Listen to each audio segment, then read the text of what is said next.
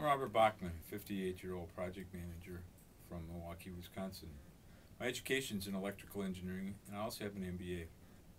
Worked for a number of years in companies in southeastern Wisconsin as an electrical engineer and project manager. I was last with a diesel generator dealer in Milwaukee, putting in emergency backup generators for mission critical applications like hospitals and data centers.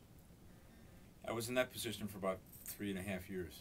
Prior to that, I spent 12 years in an organization building handheld instruments for the safety marketplace.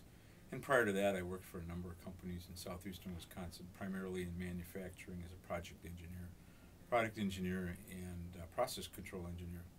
I have a wife and 2 grown daughters, all of whom, fortunately, are still successfully employed.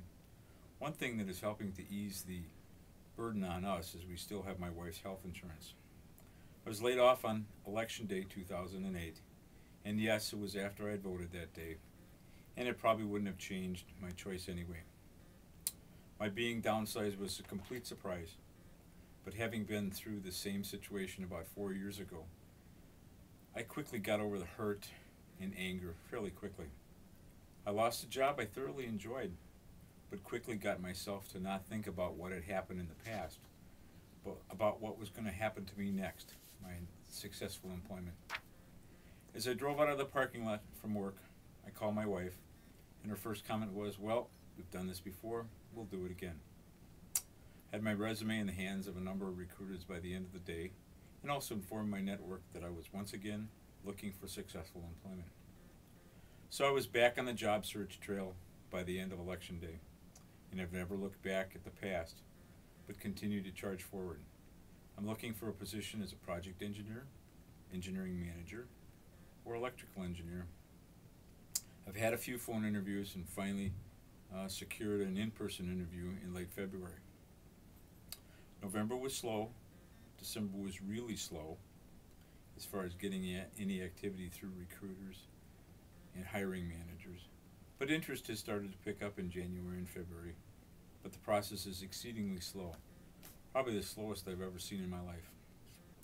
I keep myself busy in this process by working to schedule at least 2 to 3 informational interviews each week, finding 2 or 3 group networking events that I can go to, and then also going to 1 or 2 support group meetings as well to provide myself with the spiritual support that is so critical for me in the job search. I find that keeping myself focused on these activities, especially those that get me out of the house, keeps me from thinking about the negative side of job loss. In addition, I'm a member of Toastmasters International, a worldwide organization dedicated to helping people improve their speaking skills, their leadership skills, and their ability to think on their feet, which is so critical for networking. I've also joined the board of an organization in Wisconsin called 40 Plus. It's a 501c organization dedicated to helping those over 40 that don't have outplacement services learn about the tools required for the job search.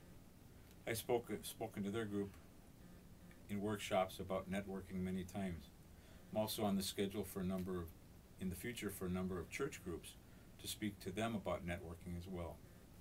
We've obviously, as a family, begun to watch our spending habits much more closely, almost never going out to eat, and watching what we purchase very closely.